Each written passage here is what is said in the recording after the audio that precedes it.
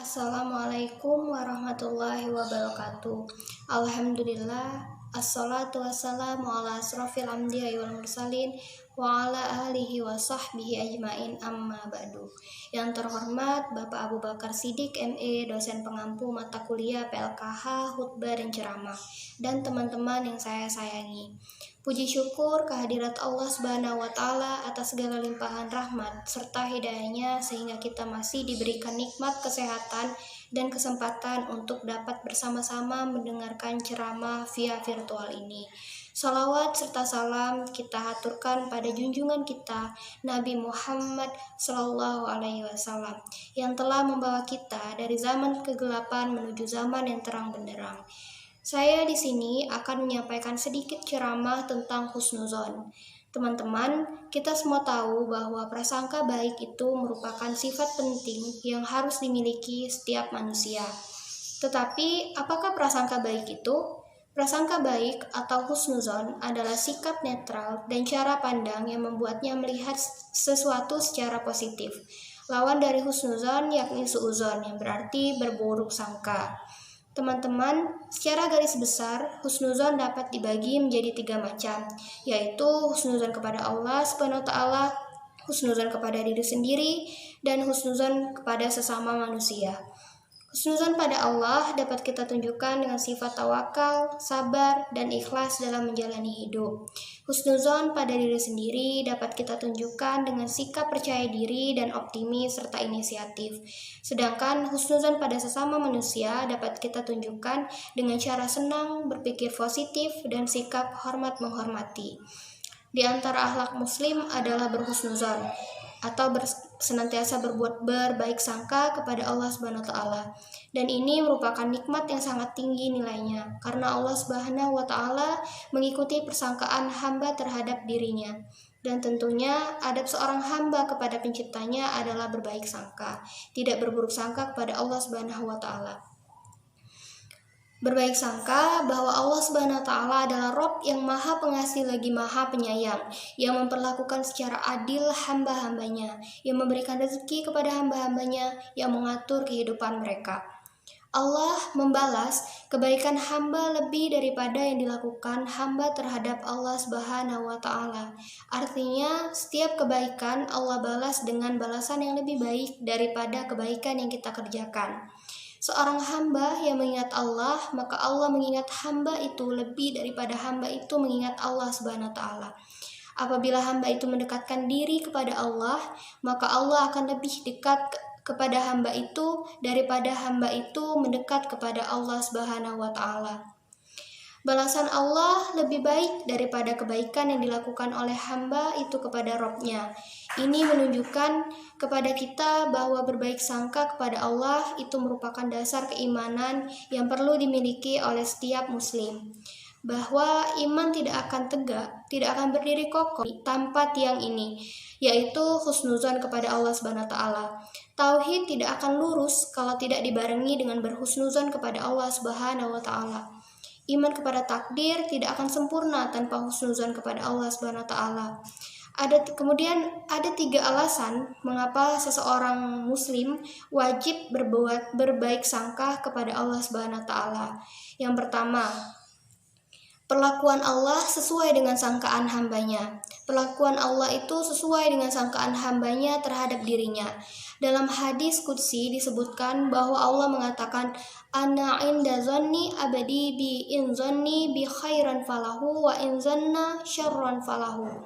Aku akan mengikuti persangkaan hamba-hambaku terhadap diriku. Jika ia berprasangka baik terhadapku, niscaya dia akan mendapatkan kebaikan.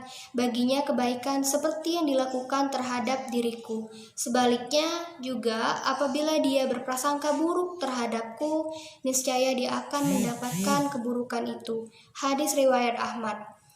Ini alasan pertama mengapa setiap muslim wajib berbaik sangka kepada Allah Subhanahu wa Ta'ala, dan tentunya ini merupakan dasar dari iman kepada takdir. Kemudian yang kedua, Allah sangat menyayangi hambanya. Allah Subhanahu wa Ta'ala adalah Rob yang maha pengasih lagi maha penyayang. Itulah kalimat pertama pembukaan surah Al-Fatihah dan pembukaan surat-surat yang lainnya. Dimulai dengan menyebut nama Allah yang Maha Pengasih lagi Maha Penyayang, bahwa Allah itu kasih dan sayang kepada hamba-hambanya. Bahkan kasih sayang Allah atas hamba-hambanya melebihi sayang mereka atas diri mereka sendiri. Itulah mengapa setiap hamba wajib berbaik sangka kepada Allah Subhanahu wa Ta'ala, karena Allah lebih sayang kepada diri kita daripada kita menyayangi diri kita sendiri.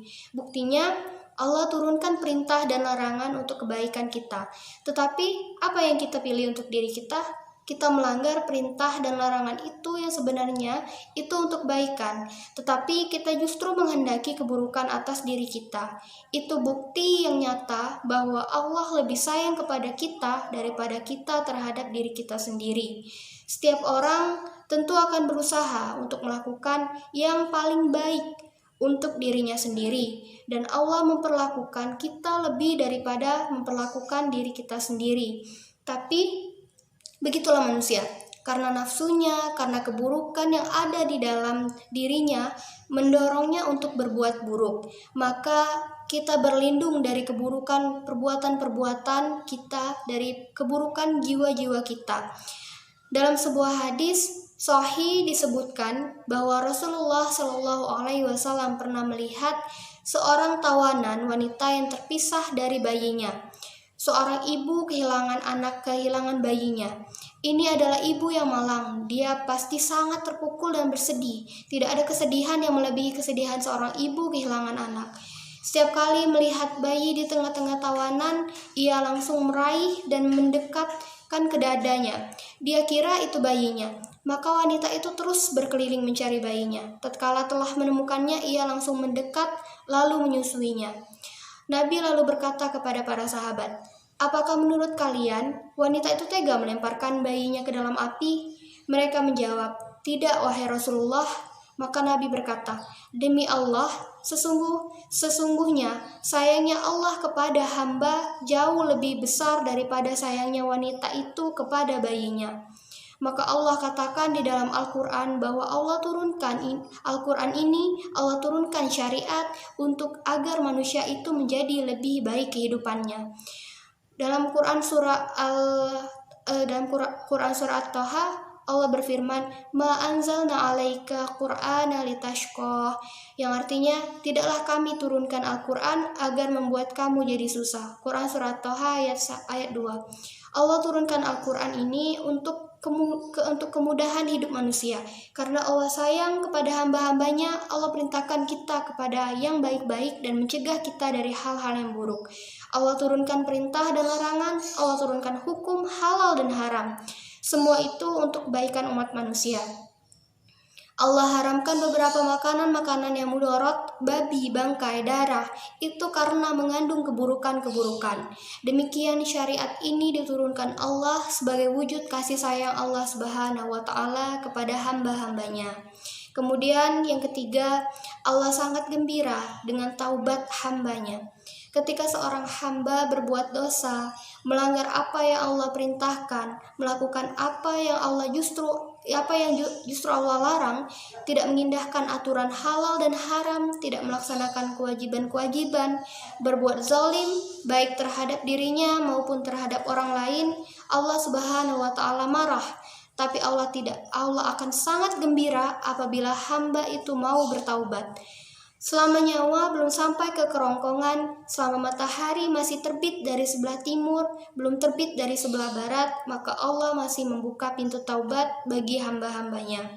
Sebesar apapun dosa itu, sampai dosa syirik sekalipun, yang merupakan dosa yang paling Allah benci, Allah akan ampuni hamba itu selama hamba itu mau minta ampun kepada Allah Subhanahu wa Ta'ala. Allah mengajak kita untuk bertaubat kepadanya, dan Allah akan menerima taubat hamba-hambanya. Karena salah satu nama Allah adalah At-Tawwab dan dibarengi dengan nama Ar-Rahim. Allah Maha menerima taubat lagi menyayangi hamba-hambanya. Artinya Allah menerima taubat itu, Allah akan menghapus hukuman ataupun balasan yang harusnya diterima oleh hamba itu dengan taubatnya. Maka Nabi mengatakan, "Taubatu tajubbu ma qablaha", yang artinya Taubat itu akan menghapus apa-apa yang terjadi sebelumnya, yaitu kesalahan-kesalahan kita. Hadis riwayat Bukhari. Jadi saudara-saudaraku sekalian, marilah kita membiasakan diri untuk selalu berhusnuzon kepada Allah. Karena apa yang kita inginkan, apa yang terjadi pada kehidupan kita sekarang merupakan ketentuan Allah, dan Allah Maha tahu apa yang terbaik bagi setiap hambanya.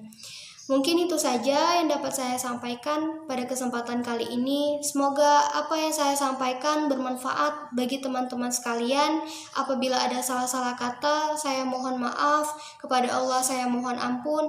Saya akhiri. Wassalamualaikum warahmatullahi wabarakatuh.